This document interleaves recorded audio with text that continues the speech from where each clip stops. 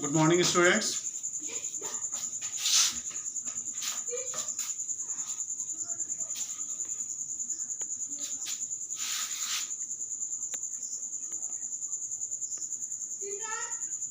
आप सभी का आज की कक्षा में स्वागत है। जैसा कि मैं पहले भी बताता रहा हूं कि आज संपूर्ण देश कोरोना संकट की महामारी से गुजर रहा है। ऐसे में हमें हमेशा सुरक्षा नियमों का पालन करना चाहिए। आपस में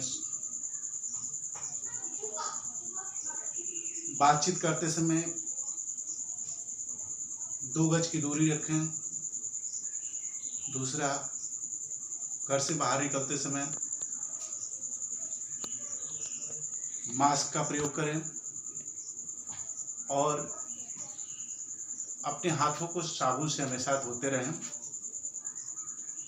तथा वे सभी प्रयास करें जिससे हम शीघ्र से इस कोरोना संकट की महामारी से मुक्त हो सकें।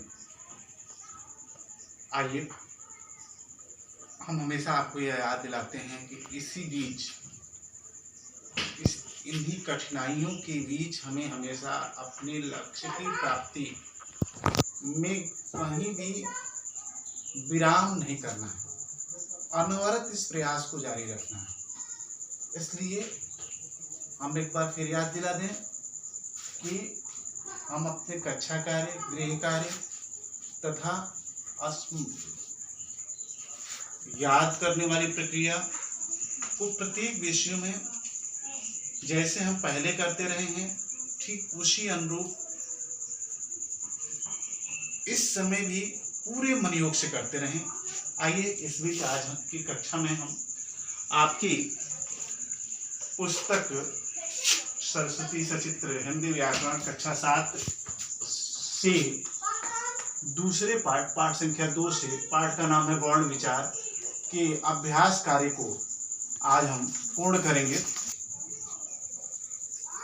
प्रथम भाग में मौखिक प्रश्न दिया हुआ है। पहला प्रश्न है वर्ण किसे कहते हैं।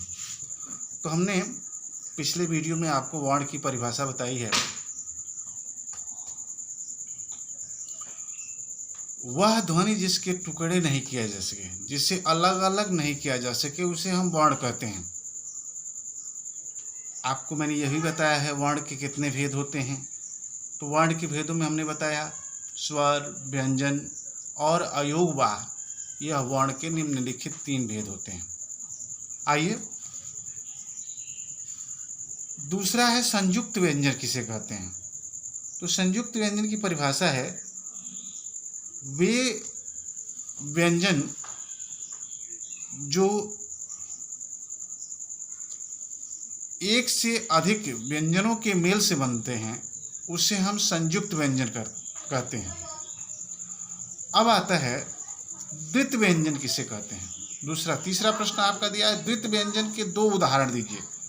तो आइए हम देखते हैं द्वित के व्यंजन के उदाहरण आपकी पुस्तक में दिया हुआ है। द्वित व्यंजन के उदाहरण हैं जैसे हम कहें कच्चा, पक्का, खट्टा। द्वित व्यंजन एक ही तरह के जब 2 वर्ण आते हैं उसे हम द्वित व्यंजन कहते हैं। कच्चा, पक्का, खट्टा, धक्का, ये सभी द्वित व्यंजन के उदाहरण हैं। देखिए आपकी पुस्तक में दिया हुआ है पक्का, सच्चा, सज्जन, डिब्बा, सम्मान आदि, ये सभी द्वित व्यंजन के उदाहरण हैं। आइए हम अब लिखित प्रश्नों पर विचार करें। पहला प्रश्न दिया है अंतर स्पष्ट कीजिए। स्वर और व्यंजन के बीच आपको अंतर स्पष्ट करना है। स्वर और व्यंजन की परिभाषा बताते समय हमने दोनों परिभाषाओं के बीच अंतर भी स्पष्ट किया था। आज पुनः जो एक बार पुनरावृत्ति करने स्वर और व्यंजन में अंतर।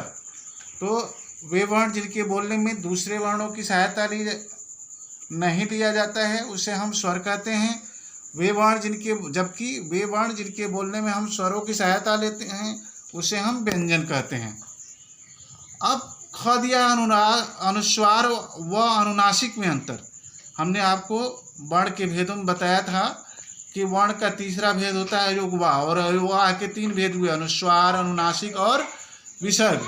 अब आपको अनुस्वार और अनुनासिक में अंतर बताना है। अनुस्वार जिन वर्णों के बोलने में हवा नाक से निकलती है उसे अनुस्वार कहते हैं। इनका प्रयोग बिंदी के जैसे वर्णों के ऊपर होता है। अब अनुनासिक, जबकि वे वर्ण जिनके बोलने में हवा नाक और मुंह दोनों से निकलती है उसे अनुनासिक कहते हैं। इनका प्रयोग चंद्रबिंदी जैसा होता है, जैसे चांद, हंसना आदि। आइए अब दिया है व्यंजन के भेदों का वर्णन कीजिए। व्यंजन के निम्नलिखित भेद होते हैं। व्यंजन के सबसे पहले भेद बताया मैंने आपको कि स्पर्श व्यंजन, अंतस्थ व्यंजन, उष्म व्यंजन, द्वित व्यंजन और संयुक्त व्यंजन। अब आता है र के प्रयोग के नियम लिखिए। प्रत्येक के 2-2 उदाहरण दीजिए। आइए हम र के प्रयोग के कुछ नियम जान लें। दिया हुआ है आपकी पुस्तक में, र के संयोग से निम्नलिखित नियम है। कह रहा है जब र स्वर रहित होता है, जिसे रेफ कहते हैं, तो वह अपने से आगे वाले वर्ण पर लगाया जाता है। जैसे देखें, र धन वर, तो इसी पर्वत बना। र धन य आश्चर्य, उस र धन म कर्म, र हलंत कर देंगे और द मर्द, र हलंत स दर्शन, र हलंत षटकोण स वर्ष। इस तरह से दूसरे नियम में कह रहा है कि र से पूर्व कोई भी स्वर रहित व्यंजन हो तो र उसके पैर में नीचे की ओर लगाया जाता है। र से कह रहा है र से पूर्व कोई भी स्वर रहित व्यंजन हो, स्वर रहित व्यंजन, तो उसे हम उसके पैर के नीचे लगाते हैं।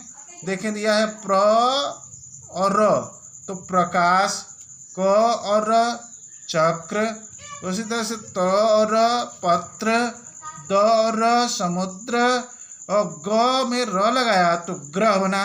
उसी तरह से ज हलंत कर देंगे और र लगाएंगे तो वज्र बनता है। प्यारे बच्चों, अगले नियम में कह रहा है स के साथ र के संयोग होने पर इसका रूप स्र हो जाता है। जैसे स और र, सहस्र, स्रोत इत्यादि शब्द स के संयोग होने पर बने हैं। इस प्रकार र के निम्नलिखित नियमों का हम लोगों ने क्या किया, आज अध्ययन किया। आइए अब हम दूसरे चौथे प्रश्न पर विचार करें।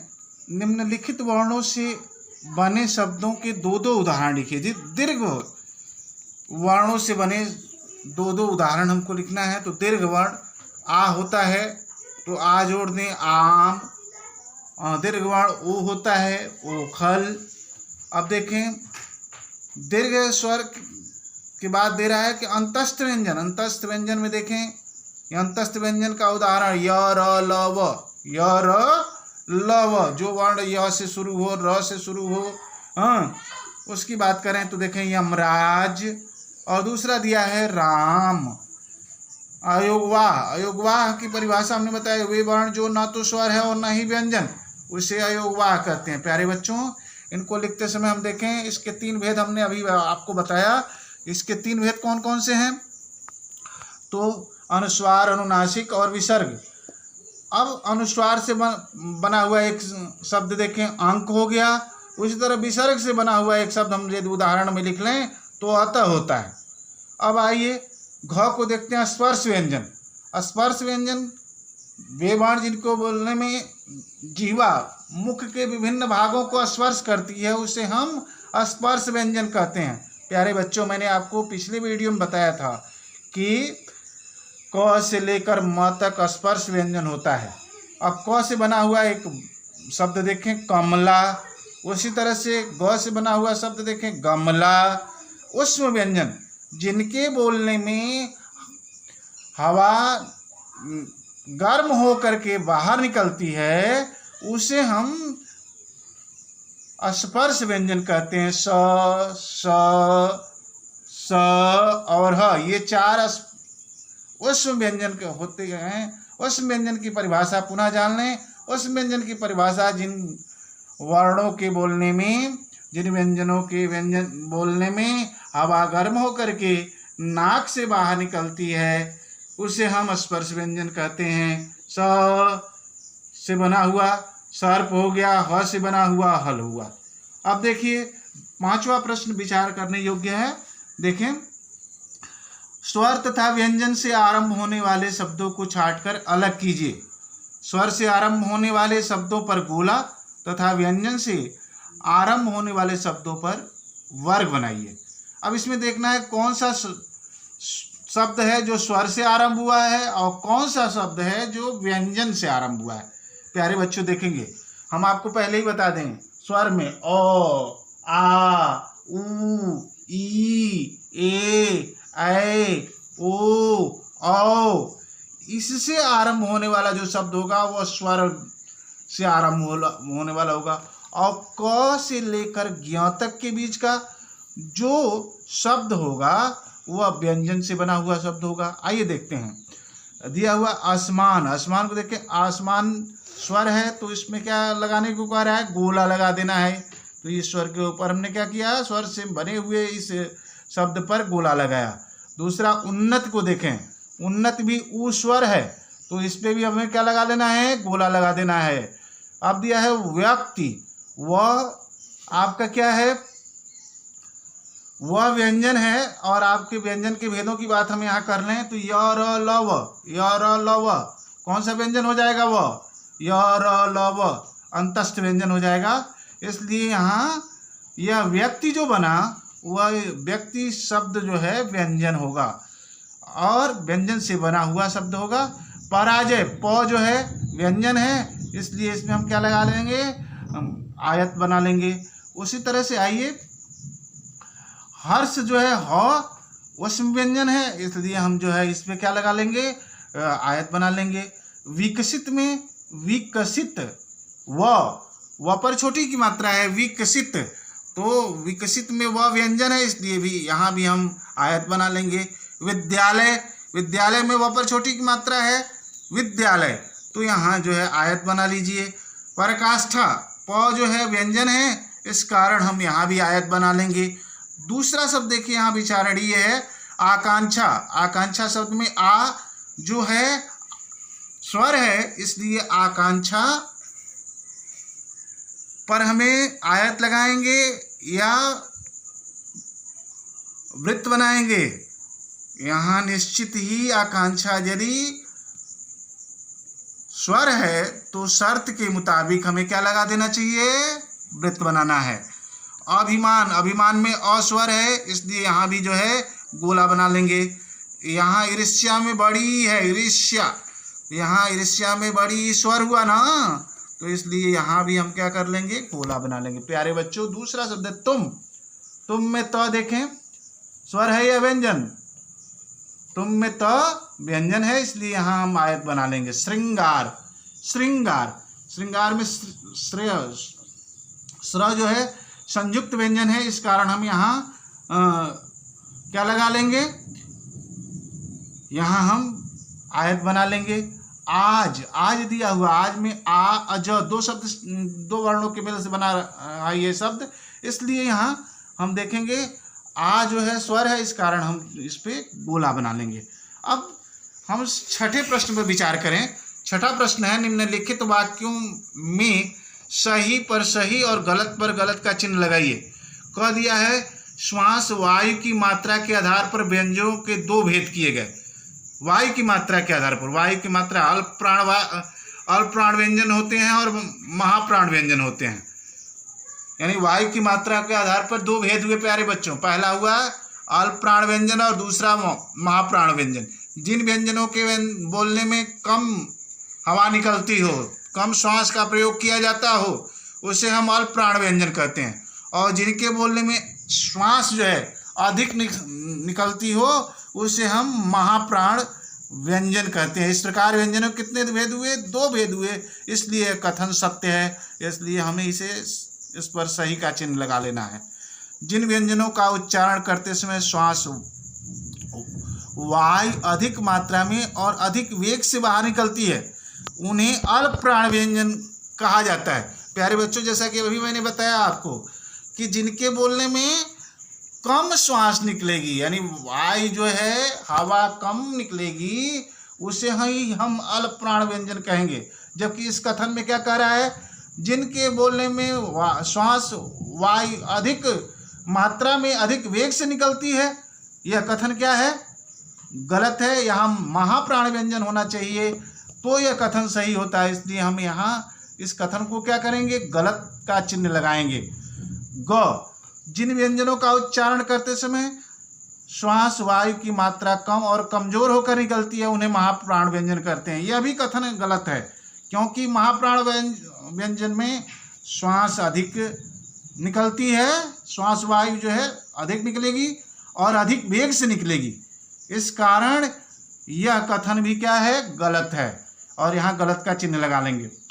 हिंदी में स्वरों की संख्या 11 है। निश्चित ही हिंदी में स्वरों की संख्या 11 है। हमने आपको पिछले वीडियो में बताया था कि स्वर के निम्नलिखित 3 भेदों में मैंने आपको बताया था, ह्रस्व स्वर, दीर्घ स्वर और प्लुत स्वर। दीर्घ स्वर जो होते हैं 4 होते हैं, अ, ई, उ, री, और उसी साथ जो है दीर्घ अ, ई, उ, री आपके ह्रस्व स्वर हुए। और ठीक उसी तरह से हम दीर्घ स्वर की बात कर लें, आ, बड़ी, बड़ा, ए, ऐ, ओ और औ, ये 7 दीर्घ स्वर होते हैं। इस प्रकार 7 और 4 का यदि हम जोड़ करते हैं तो दोनों मिलाकर 11 होता है। इस तरह हिंदी में स्वरों की संख्या कुल कितनी हुई, 11। इसलिए कथन क्या है, सत्य है। आप इसे क्या लगाएंगे, सही का चिन्ह लगाएंगे। अंग देखें, अंग में दिया है व्यंजनों का उच्चारण स्वरों की सहायता से किया जाता है। निश्चित ही हमने आपको व्यंजन की परिभाषा में ही बताया है कि व्यंजनों का जो उच्चारण होता है स्वरों की सहायता से होता है। हमने आपको बताया था जिन वर्णों को बोलते समय स्वरों का सहयोग दिया जाता है उसे हम व्यंजन कहते हैं। इसलिए यह कथन सत्य है और यहाँ सत्य का यानी सही का। निम्नलिखित वर्ण संयोग से बने शब्दों के 2 उदाहरण लिखिए। अब देखिए दिया हुआ है त और य। त को हलंत किया है यानी त्य, तो देखेंगे सत्य, त्याग। उसी तरह र और स को किया है तो र और स्र होगा। आपको क्या बनाना है, दर्शन, स्पर्श। ठीक उसी तरह से प्यारे बच्चों र और व किया है तो हो जाएगा पर्वत, यानी व के ऊपर र होगा, पर्वत। गर्व, उसे स और र, सहस्र, स्त्रोत। ठीक उसी तरह से देखें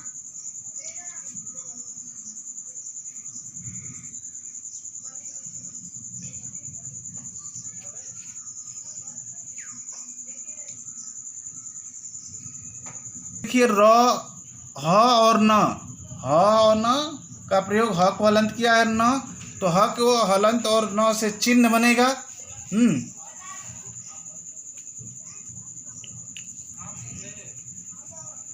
अगला देखें,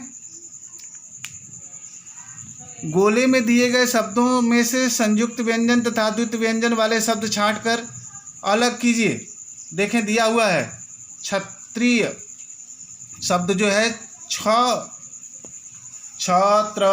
ज्ञ और स्त्र, ये 4 आपको मैंने बताया था कि संयुक्त व्यंजन है। तो क्षत्रिय जो होगा वह संयुक्त व्यंजन हो गया। उसी तरह से देखें विज्ञान में ज्ञ जो है संयुक्त व्यंजन है। श्रम देखिए ये श्रम भी संयुक्त व्यंजन से बना हुआ शब्द है। ज्ञाता भी संयुक्त व्यंजन से बना हुआ शब्द है। और शास्त्र, त्र जो है शास्त्र में यह भी संयुक्त व्यंजन से बना हुआ शब्द है। द्वित व्यंजन देखें, बच्चा, चम्मच, टक्कर, उज्ज्वल, पट्टी, ये शब्द भी द्वित व्यंजन से बने हुए शब्द हैं। प्यारे बच्चों, अब हम 8वें प्रश्न के बाद बहुविकल्पी प्रश्नों पर भी विचार कर लें। बहुविकल्पी प्रश्न में प्रथम प्रश्न है, दिए गए विकल्पों में से सही विकल्प चुनकर रिक्त स्थानों की पूर्ति कीजिए। दिया हुआ है दीर्घ स्वर हैं, मैंने अभी बताया आपको दीर्घ स्वर कितने हैं, दिया है, पहला विकल्प दिया है 4, 8, 6, 7, कितने हैं 7। तो आप खाली स्थान में 7 लिख लेंगे और 7 जो चौथा विकल्प है उस पर सही का चिन्ह भी लगा लेंगे। ख, मूल स्वरों की संख्या है। मूल स्वरों की संख्या मैंने अभी बताई है कि 4 जो है ह्रस्व स्वर हैं और 7 कितने हैं, 7 जो है मूल रूप से दीर्घ स्वर हैं। तो 7 और 4 का जब हम मेल करते हैं तो 11 होता है प्यारे बच्चों। इसलिए मूल स्वरों की संख्या हमारी कितनी हुई 11। तो आप देखेंगे आप पहला विकल्प दिया 11, 7, 4, 3, कौन सा विकल्प सही होगा, पहला विकल्प सही होगा। इस पर आप सही का चिन्ह लगाएंगे, खाली स्थान में भी 11 लिखेंगे। आगे देखें ग, हिंदी में कुल वर्ण हैं। हिंदी में कुल वर्णों की संख्या मैंने पिछले वीडियो में बताया था, क्या दिया था, एक है 48, 39, 50, 52। आपके पुस्तक में हिंदी में कुल वर्णों की संख्या 52 दिया है, इसलिए हम यहाँ 52 वर्ण लिखेंगे। आइए दूसरा दिया हुआ है घ, अ, ई, उ, री स्वर है, दीर्घ, ह्रस्व, अनुनासिक, प्लुत। तो आप देखेंगे अ, ई, उ, री, अभी मैंने बताया अ, ई, उ, री क्या है, ह्रस्व स्वर है, इसलिए हम यहाँ खाली स्थान में ह्रस्व लिखेंगे और दूसरे विकल्प पर सही का चिन्ह लगा लेंगे। इस प्रकार हमने आज आपके दूसरे पाठ के अभ्यास प्रश्नों को पूर्ण किया।